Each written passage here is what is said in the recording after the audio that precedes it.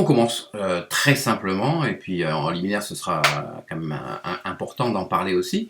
Votre parcours personnel, comment vous êtes arrivée à devenir directrice de l'Institut Jane Goodall en France? Vous avez un parcours qui est un peu atypique.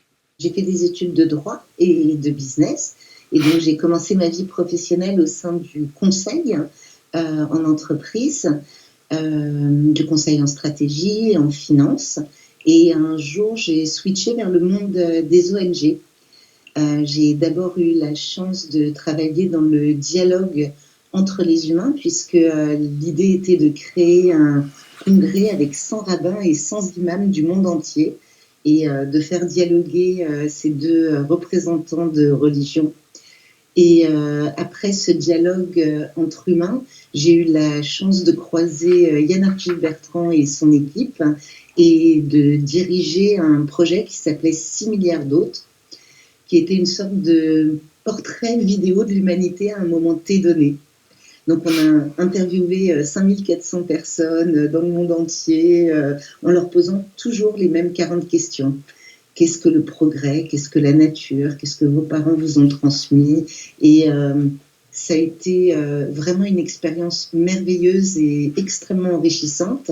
Et après ce dialogue entre les humains et la nature, mon chemin a croisé celui de Jane et c'est devenu le dialogue entre les hommes, les autres animaux et notre environnement partagé. Donc c'est un peu comme si mon travail accompagnait mon propre raisonnement intellectuel et je crois que c'est la relation à l'autre avec un majuscule qui a très certainement guidé ces 3 choix professionnels. Effectivement, quand on connaît la philosophie et le sens profond voulu par l'Institut Jane Goodall, on est, avec votre parcours personnel, on est vraiment dans l'interaction profonde du vivant, des hommes, des rencontres, des religions aussi, des cultures et des environnements et du monde animal. Alors on en vient justement, effectivement, ce parcours personnel qui semblait vraiment tout tracé pour aller vers un institut comme celui que vous dirigez aujourd'hui en France. Il y a cette volonté de ne pas dissocier et de considérer comme un tout le vivant, aussi bien le monde animal qui nous intéresse, mais au-delà, le monde animal, on ne peut pas le déconnecter de l'environnement et des humains. Et c'est vraiment ça aussi la volonté de Michel, c'est le lien entre l'humain et l'animal. Et là, on est en plein dans cette problématique. Alors, on parle un petit peu des missions et de la philosophie de l'Institut Jane Goodall. Eh bien, le Jane Goodall Institute, il a été créé par Jane au départ en se disant, elle, c'est je crois quelqu'un qu'on peut dire aujourd'hui une icône de la protection animale, mais très très vite, elle s'est rendue compte que pour protéger la faune sauvage, il fallait protéger son environnement. Donc en ce qui concerne les chimpanzés sauvages, les forêts équatoriales africaines. Et que tout ceci ne pouvait être fait que par, pour et avec les populations locales. Et donc, ça va vraiment être une des caractéristiques et vraiment l'ADN du Jane Goodall Institute, comme vous le mentionniez, cette approche, j'ose à peine dire holistique, tant le mot est galvaudé aujourd'hui, mais cette approche globale, le fait de dire que tout est interconnecté dans le vivant, tout est lié, et Jane utilise cette allégorie que je trouve absolument merveilleuse, qui est de dire c'est comme une tapisserie du vivant. Des fils peuvent s'étioler, parfois on peut perdre un fil, mais il faut faire attention parce que une espèce qui disparaît, quelle qu'elle soit, et l'ensemble de la tapisserie peut s'effondrer. Et donc c'est pour ça qu'on a à cœur de travailler sur l'ensemble de ce vivant de façon concomitante et complémentaire, mais aussi peut-être dans l'ADN du Jane Goodall Institute, on va retrouver le temps long, qui est quelque chose qui n'est pas toujours très à la mode de nos jours, mais que Jane a insufflé et que je crois l'Institut, depuis maintenant 50 ans, perdure, qui est le fait de bien considérer chaque projet dans sa globalité et dans le temps long, en prenant le temps de le penser, en prenant le temps de le faire accepter, en prenant le temps de l'implémenter comme il faut, avec les bonnes essences, les bonnes personnes, aux bons endroits, et en réfléchissant, non pas à court terme ou moyen terme, mais vraiment à long terme. Et c'est une des joies de travailler au Jane Goodall Institute, je dois le dire. Ce temps long, ça résonne aussi avec une des vocations, et on va venir aux missions qui est la recherche. ou qui nécessitent un temps long, ça résonne. Alors, on parle un petit peu justement des missions pratiques, entre guillemets, ou de comment cela s'illustre en fait sur le terrain. Alors, on a 4 axes de développement principaux. Le premier, celui que vous mentionniez, c'est vraiment la recherche, la science, la conservation. Donc, dans ce cadre, on mène les études les plus longues qui ont jamais été menées sur les chimpanzés sauvages, qui ont été initiées à Gombe, en Tanzanie, là où Jane Goodall a fait ses découvertes il y a maintenant 65 ans dans quelques mois.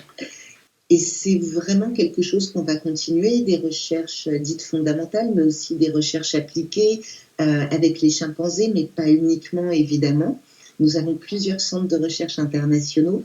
Et au-delà de ça, notre approche de conservation, comme je vous le disais, elle est globale, mais elle est aussi extrêmement locale, dans le sens où on va vraiment s'adapter à la situation sur place. C'est pour ça qu'on a créé des sanctuaires. On a le plus grand sanctuaire de chimpanzés d'Afrique qu'on gère, mais au-delà de ça, qui est au Congo, qui s'appelle Chipunga, mais on en a d'autres. On a des réserves naturelles ouvertes qu'on va co-diriger, on a des parcs nationaux dont on va s'occuper, on va vraiment s'adapter en fonction de la situation locale. Et et donc dans ce cadre-là, on va accueillir des animaux qui sont blessés, qui sont orphelins, qui sont issus du trafic des animaux sauvages. On va également s'occuper de régénérer les sols, de créer des corridors écologiques, de faire de l'agroforesterie, enfin vraiment l'ensemble du panel des actions qui sont possibles et envisageables en fonction de la situation, en fonction de ce qui existe et de ce dont les populations locales expriment le besoin. Donc ça va être la seconde chose. Et ensuite, on va, comme je vous le disais, travailler avec les populations sur place. Et je sais que de nombreuses ONG disent qu'elles le font, mais c'est un vrai travail de notre part, par exemple, de rester petit, de travailler sur un lieu, mais à 360 degrés. Là où on arrive, on va apporter un accès ou un complément d'accès en fonction de la situation à l'eau, à l'éducation, à la santé, au women empowerment.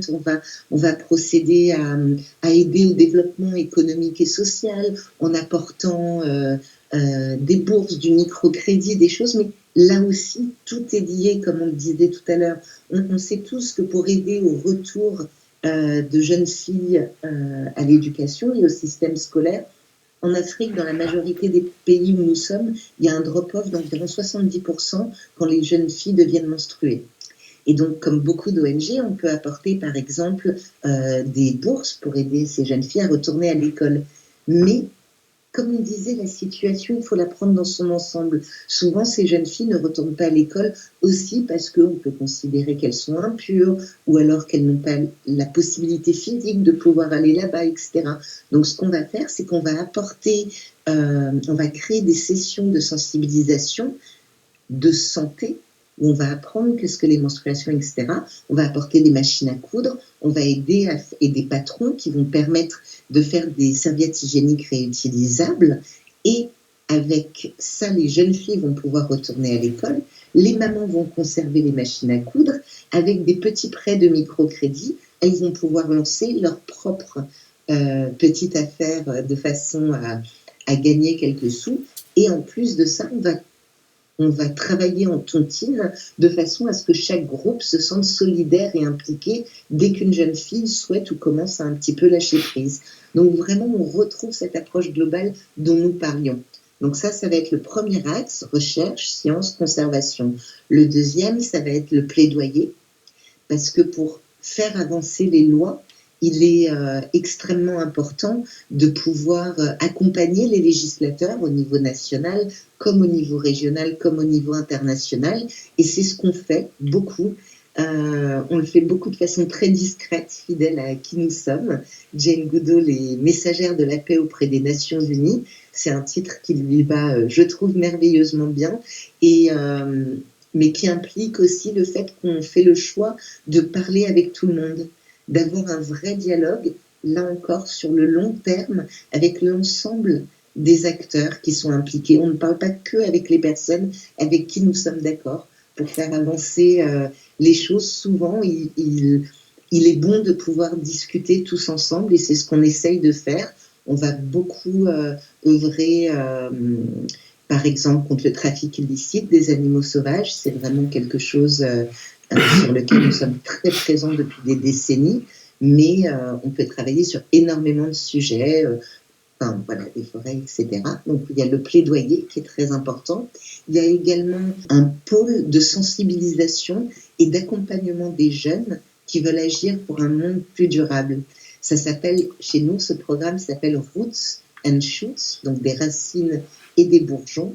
Et c'est un programme que Jane a créé en 1991 en Tanzanie avec des jeunes étudiants qui étaient un peu déprimés, qui discutaient avec elle en disant « je ne sais pas quoi faire, j'ai l'impression que je ne peux pas avoir d'impact, etc. » Et toujours cette approche globale, le cœur du programme, c'est de dire non seulement vous pouvez agir, comme dirait Yann Arthus Bertrand, parce qu'agir rend heureux, mais au-delà de ça, il est important d'agir pour les hommes, d'agir pour les autres animaux et d'agir pour notre environnement partagé. Parce que quand on agit, on se rend compte qu'il y a des résultats. Quand il y a des résultats, on est content, on peut le célébrer et ça met en place une dynamique positive. Ça donne envie aux autres de vous imiter, ça donne envie à chacun de continuer d'aller. Et tous ensemble, on est convaincu qu'on le peut. Si chacun apporte sa goutte d'eau, tel le colibri, si chacun d'entre nous agit à sa place, à sa façon, alors un avenir meilleur est possible pour l'ensemble d'entre nous. On a coutume de dire que chacun de nos gestes compte, que ce soit chaque jour que nous allions voter, comme nous le faisons actuellement en France, ou la façon dont nous voyageons, la façon dont nous nous habillons, la façon dont nous mangeons, a un impact extrêmement important. Et si à chaque fois on essaye de prendre en compte, est-ce que un animal a été blessé ou est-ce qu'un enfant a dû travailler ou est-ce que c'est bon d'une façon globale pour la planète, alors collectivement nous pouvons arriver à des résultats qui sont absolument merveilleux. On a sur ce programme Roots and Shoots aujourd'hui en France plus de 200 groupes qui sont extrêmement actifs. Ça représente plus de 10 000 jeunes. On sensibilise dans le cadre de ce programme plus d'1,5 million de jeunes chaque année. Et au niveau international, on a plus d'1 million de jeunes qui agissent au quotidien, chaque jour, dans le cadre du programme. Donc c'est vraiment quelque chose qui est au cœur de notre travail, au cœur de nos actions. Donc la recherche scientifique, la conservation, le plaidoyer et la sensibilisation. Bon, ben, c'était un vrai beau plaidoyer pour le coup. Donc là, vraiment, vous avez répondu à plein de mes questions avant que je les pose, donc ça c'est très bien. On reparle un petit peu de vous, dans votre rapport à vous, personnellement, au monde animal. Quel est-il? Alors, j'ai pas eu la chance de grandir avec des animaux, dans une maison avec des animaux. J'ai eu une vie extrêmement citadine, assez coupée du contact aux animaux. Et le contact aux animaux, il est vraiment venu par mon implication et ma volonté d'agir pour l'environnement d'une façon globale, assez étonnamment. Ça a vraiment été quelque chose qui est venu extrêmement naturellement, mais dans un second temps. Et d'abord, j'ai découvert le rapport à l'autre, comme je vous le disais, à l'autre humain. Ensuite, j'ai découvert ce rapport à la nature qui a été extrêmement présent et qui, jusqu'à aujourd'hui, va vraiment guider, je crois, beaucoup de ma vie. Et le rapport aux animaux est donc venu très naturellement, mais est venu de ces rapports-là.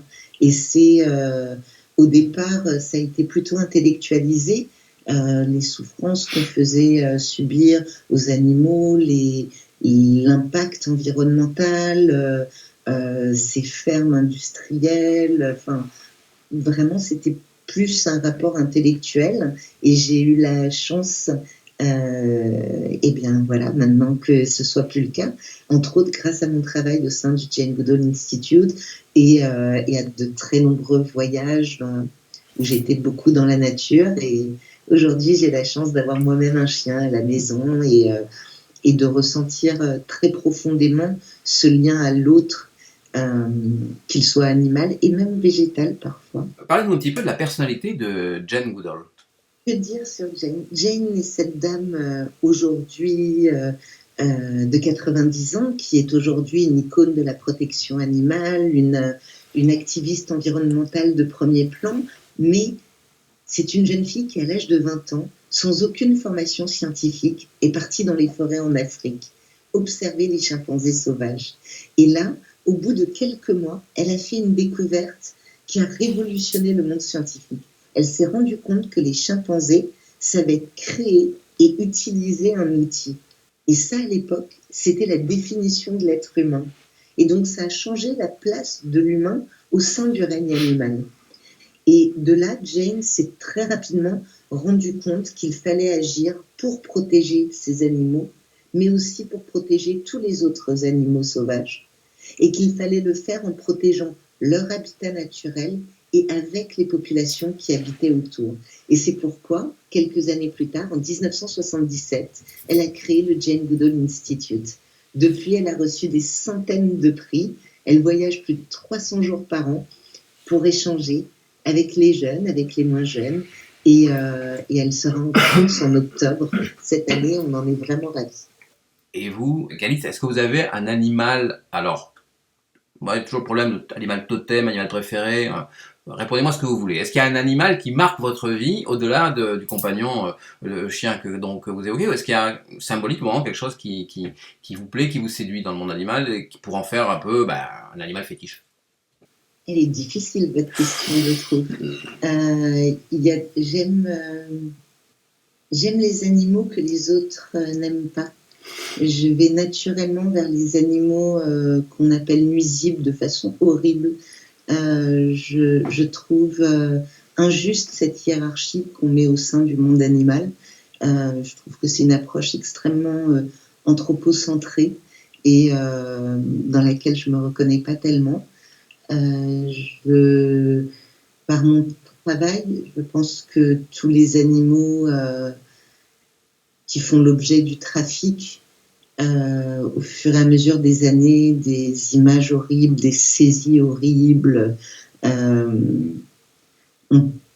ce fait, j'ai une empathie encore plus grande, peut-être qui a grandi, mais qui est injuste aussi, mais c'est juste à force de voir toutes ces horreurs, c'est quelque chose dans lequel je vais me retrouver beaucoup.